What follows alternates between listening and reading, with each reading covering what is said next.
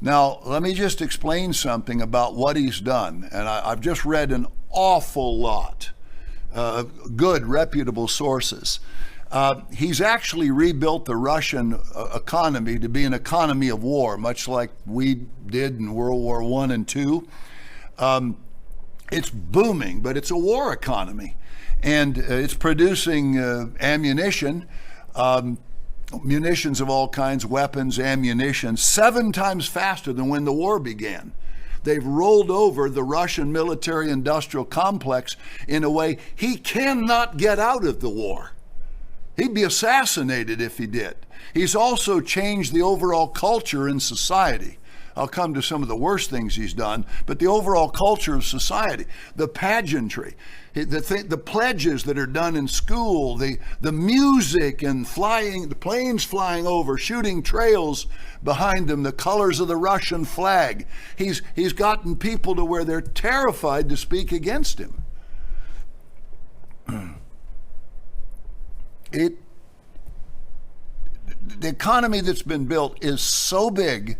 I want to say this again, and I know what I'm talking about. It would crash his economy if the war ended suddenly, if he tried to stop it. He would literally never do this and expect to survive. But there are hidden stories in the background about this man and how he works around the world. Now, I want to go over a little bit about the man. You can go online and you can find more than you'd ever care to know.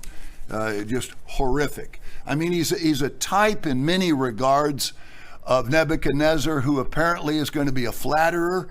I watched Putin on the front page of Thursday's Wall Street Journal, and then you turn inside and there's another picture of him. He flatters wherever he goes.